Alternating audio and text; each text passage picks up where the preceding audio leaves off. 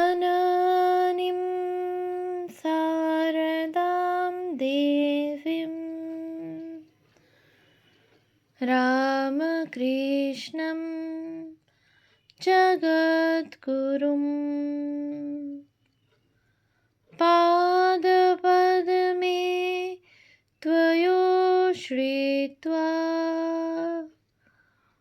प्रणमामि মুহুর্মুহু।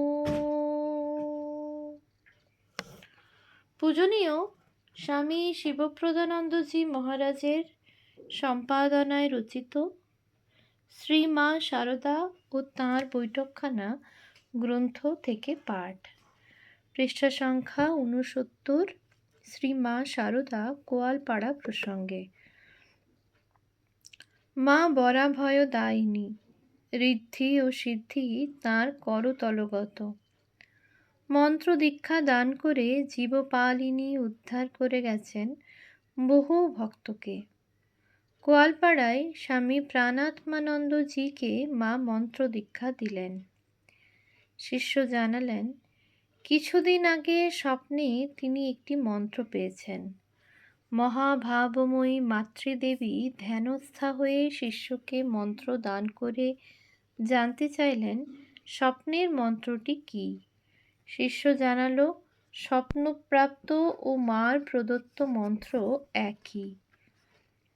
উৎস শ্রী শ্রী সারদা দেবী ব্রহ্মচারী অক্ষয় চৈতন্য, 11তম সংস্করণ, পৃষ্ঠা 118। সুদূর তিব্বতের কাছাকাছি গার্বিয়াং থেকে এসেছিলেন জনৈকা মহিলা রুমা দেবী। এই গোয়ালপাড়াতেই তাঁর দীক্ষা হলো। মা গার্বিয়াং এর সঙ্গে পরিচিত নন বলে তাকে জানানো হলো মহিলাটি কৈলাসের কাছাকাছি থেকে এসেছে। দীক্ষান্তে মা ঊর্ধ্বমুখী হয়ে বললেন, কোথায় কৈলাস আর কোথায় গোয়ালপাড়া? ঠাকুরের কি কাণ্ড মা! গোয়ালপাড়ায় দশহরার দিন ভক্তেরা ফুল দিয়ে মাতৃর চরণ পূজা করলে স্মিত হাস্যে মা বলেন, ও মা, আমি মনসা নাকি? পরে ঠাকুরের দিকে হাত জোড় করে বলেন, উনি মনসা, গঙ্গা সব। উৎস শ্রী শ্রী মায়ের কথা, সরলামালা দেবী, পৃষ্ঠা 321। গোয়ালপাড়াতেই একদিন ষষ্ঠী পূজার ঢাক বাজছে। কেদার মহারাজ মায়ের সঙ্গে আলাপরত। শব্দে তিনি বিরক্ত। মা বলে ওঠেন, ও কি কেদার, সবই তো আমি, তুমি বিরক্ত হচ্ছ কেন? উৎস শ্রীমা সারদা দেবী, স্বামী গম্ভীরানন্দ, পৃষ্ঠা 336। দেবী রূপের আবরণ সরিয়ে শ্রী মাকে গোয়ালপাড়ায় ভাইজি রাধুকে নিয়ে সংসার খেলা খেলতে হচ্ছে। রাধু বায়ু রোগগ্রস্ত, পাগলামি সীমা ছাড়িয়েছে। তিরোলের কালীবাড়ি থেকে রাধুর জন্য বালা এলো। ও বালা পড়লে নাকি খ্যাপামি ভালো হয়। রাধুর জন্য চণ্ড নামানো হয়েছে যদি মেয়েটির মাথা ঠান্ডা হয়। রাধুর মায়ের ইচ্ছা মাথায় বরফ দেওয়া হোক। ভাতৃজয়ার সেই বাসনাও মাকে পূর্ণ করতে হয়েছে, নইলে যে অনর্থ। 24 মাইল দূর বাঁকুড়া থেকে সাইকেলে করে 10 সের বরফও এলো। রাধুকে কেন্দ্র করে মা লৌকিক রূপে শুধুই পিসিমা। সারদা সুরবালা ননদ ভাজের সম্পর্ক বই তো আর কিছু নয়। সন্তান সম্ভবা রাধুর কলকাতা, জয়রামবাটি নয়, পছন্দ গোয়ালপাড়া। আবার জগদম্বা আশ্রমেও সে থাকবে না। সে থাকতে চায় কেদার মহারাজের বাস্তুভিটের গোয়াল ঘরে নিরিবিলিতে। আষ্টে পৃষ্ঠে বালিশ চাপা দিচ্ছে। মঠ আশ্রম ছেড়ে গোয়াল ঘরের পরিবেশ তার পছন্দ। রাগ হলে মুখের একটু খাবার পিসিমার গায়ে ছুঁড়ে দিচ্ছে। পিসিমা জানেন এই মেয়ে যোগমায়া। রাধু জানে এটি আমার পিসিমা। এরই নাম অবতার লীলা। রাধুর পাগলামিতে সদা শান্ত মা কিঞ্চিত বিরক্ত। শিষ্যাকে বলছেন, দেখো মা, এ শরীর দেব শরীর যেন, এতে আর কত অত্যাচার সহ্য হবে? ভগবান না হলে কি মানুষ এত সহ্য করতে পারে? উৎস শ্রী শ্রী মায়ের কথা, সরলাবালা দেবী, পৃষ্ঠা 321। 1908 খ্রিস্টাব্দে ভক্ত সন্তান ললিতমোহন চট্টোপাধ্যায়ের বাড়িতে মা প্রথম নিজ তৈলচিত্রে পুষ্পার্ঘ্য দেন। 1911-তে গোয়ালপাড়ায় ঠাকুরকে বসানো আয়োজনে মায়ের হাতে সংঘটিত হল যুগল সাধনার পূজা। 1912-তে কাশী অদ্বৈত আশ্রমে তাঁর পট পূজার প্রবর্তন কেন করেছিলেন তা তিনিই জানেন, তা মানব বুদ্ধির অগম্য। উৎস দেবলোকে, স্বামী অপূর্বানন্দ, পৃষ্ঠা 122। স্বামী প্রভানন্দ আপনি করিলে আপনার পূজা প্রবন্ধে মায়ের নিজ পট পূজার আলোচনা করেছেন। দ্রষ্টব্য গোয়ালপাড়া স্মরণিকা, 1997, পৃষ্ঠা 10-14। অবুদ্রী শব্দ থেকে অবতার, অবতার অর্থে নেমে আসা। দিব্য জীবনের এই অবতরণ মানব বুদ্ধির কাছে সত্যই অগম্য। গোয়ালপাড়া মঠ রামকৃষ্ণ যোগাশ্রম। স্বামী পরমাত্মানন্দ তাঁর স্মৃতি সঞ্চয়নে লিখছেন এই আশ্রমের আদি পর্বের কথা। উৎস শ্রী শ্রী রামকৃষ্ণ যোগাশ্রম স্মরণিকা, গোয়ালপাড়া, 1997, পৃষ্ঠা 15-21। প্রথম দিকে মঠের দায়িত্বভার বিক্ষিপ্ত ও সাময়িকভাবেই কয়েকজনের দ্বারা পরিচালিত হয়েছে। প্রথম স্থায়ী সাধু মহারাজ আসেন স্বামী গদাধরানন্দ। পরবর্তীকালে আশ্রম বন্ধ হওয়ার উপক্রম হলে বেলুড় মঠ সিদ্ধান্ত নেয় আশ্রম বন্ধ করে ওই পূজা জয়রামবাটি মাতৃমন্দিরে শুরু হোক। স্বামী পরমেশ্বরানন্দজি সিদ্ধান্ত অনুযায়ী শ্রী শ্রী ঠাকুর মায়ের পটচিত্র ও দ্রব্যাদি আনতে গেলে ওই দিনই আশ্রমের জন্য কিছু টাকা মানি অর্ডার আসে। ওই অর্থে আরও কিছুদিন আশ্রম চলতে পারে ভেবে আশ্রমের কাজকর্ম যথাবিধি চলতে শুরু করল। অঘটন ঘটন পটীয়সী মায়ের বিচিত্র ভবের খেলা। দেশে তখন ঘোর বস্ত্রাভাব। গোয়ালপাড়া আশ্রমে চরকা চলছে, তাঁত বোনা হচ্ছে। বয়কট আন্দোলনের দিনে আশ্রমের কর্মীরা সেই আন্দোলনে সক্রিয়। মা আশ্রমের সন্তানদের জানালেন তাঁত আর চরকা করতে, চরকা পেলে তিনিও সুতো কাটেন। উৎস ভগিনী নিবেদিতা ও বাংলার বিপ্লববাদ, গিরিজাশঙ্কর রায়চৌধুরী, পৃষ্ঠা 152। মায়ের উৎসাহে শুরু হলো আশ্রমে চরকা কাটা। বিদেশি দ্রব্য বর্জনের চেয়ে বেশি প্রয়োজনীয় মায়ের মনে হয়েছিল গঠনমূলক কাজ। প্রখরতম ছিল তাঁর আধ্যাত্মিক প্রজ্ঞা, ব্যবহারিক জীবনের দিকে ছিল তত অধিক সতর্ক দৃষ্টি। পুলিশের নজরবন্দি যুবক সুরেশ চৌধুরী সুন্দরবনের থানা থেকে মুক্তি পেয়ে সোজা গোয়ালপাড়া আসে। বিষ্ণুপুর থেকে হেঁটে এতটা পথ এলেও আশ্রম কর্তারা নজরবন্দিকে রাত্রিবাসে অনুমতি দিতে চান না। বরদা মহারাজের সঙ্গে আলোচনা করে সে রাত্রে মা বৈঠকখানায় সুরেশের থাকার ব্যবস্থা করতে বলেন, কিন্তু আশ্রমের বাইরে চণ্ডী মণ্ডপে তার থাকার ব্যবস্থা হয়। পরদিন সকালে 2 আঁটি খড় পেতে দুজনে মাটিতে বসেন।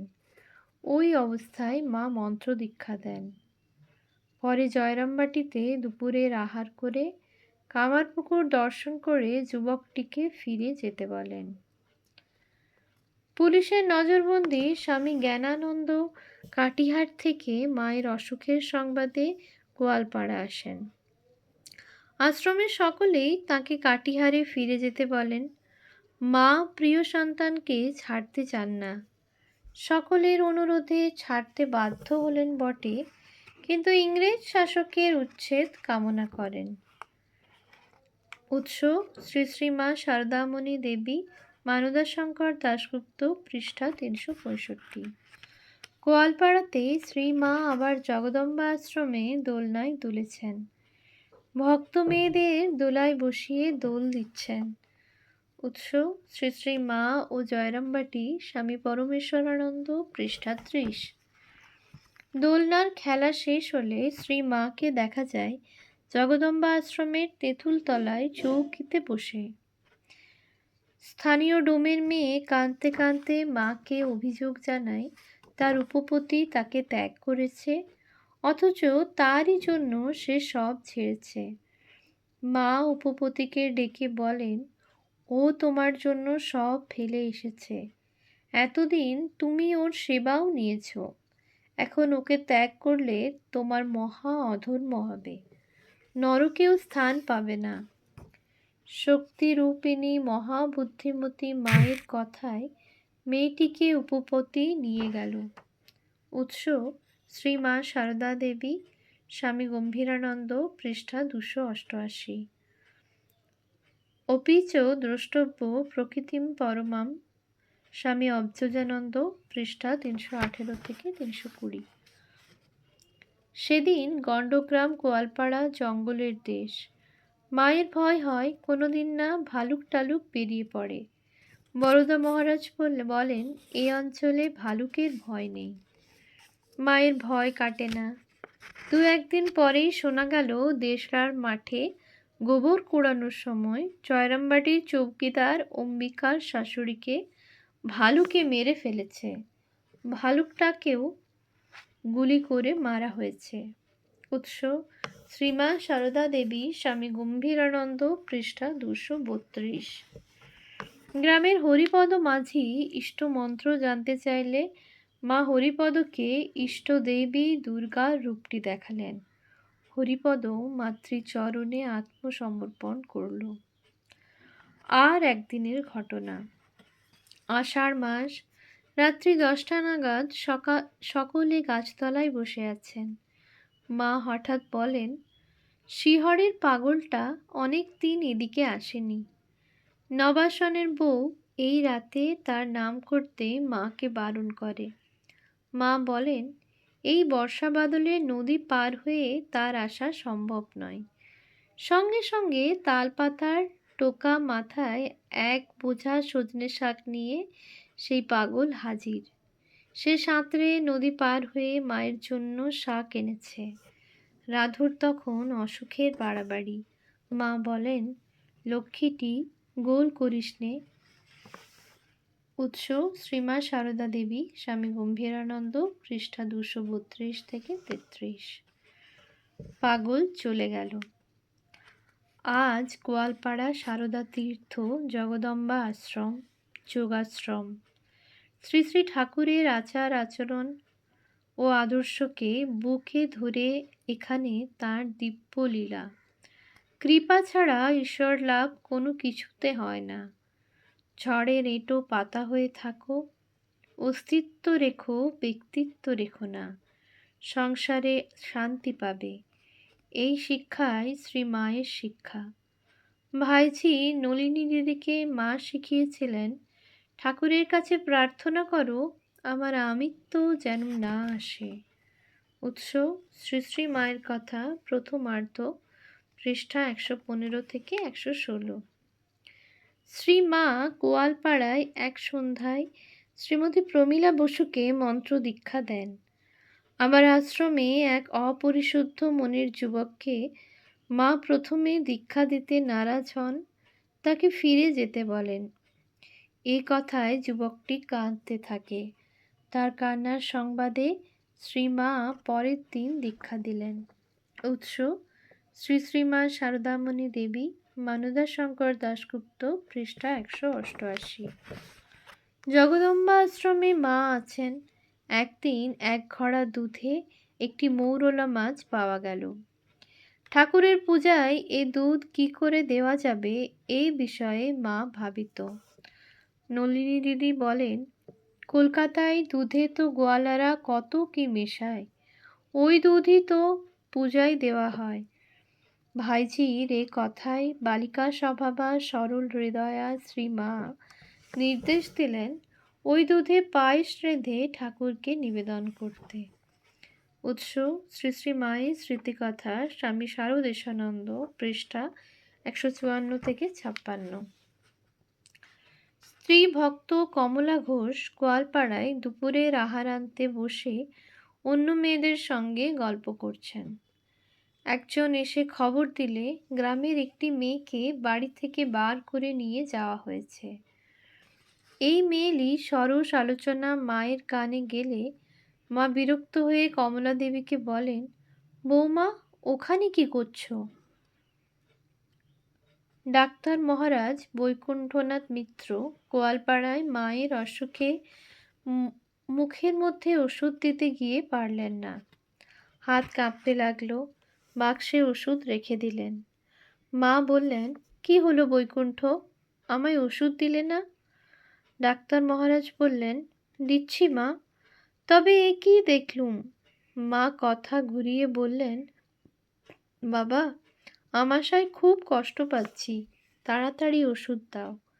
সেদিন মায়ের মুখে তিনি জগদ্ধাত্রী রূপ প্রত্যক্ষ করেন। এরপর তিনি মায়ের মুখে আর ওইভাবে ওষুধ দেননি।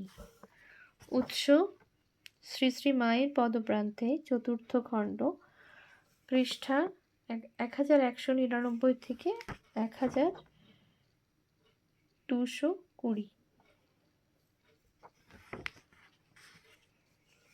নিবেদিতার কথায় আমার ধারণায় সারদা দেবী বর্তমান পৃথিবীর মহত্তমা নারী।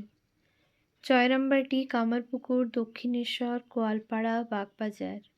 শ্রী মায়ের জীবনপথ পরিক্রমার রচনাবৃত্ত। গোয়ালপাড়ার টুকরো টুকরো ঘটনাগুলি যোগ করলে এক অখণ্ড রূপ ফুটে ওঠে।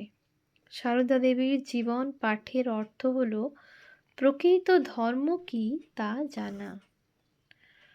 ওম শান্তি শান্তি শান্তি। হরি ওম তৎসৎ। শ্রীরামকৃষ্ণার্পণমস্তু।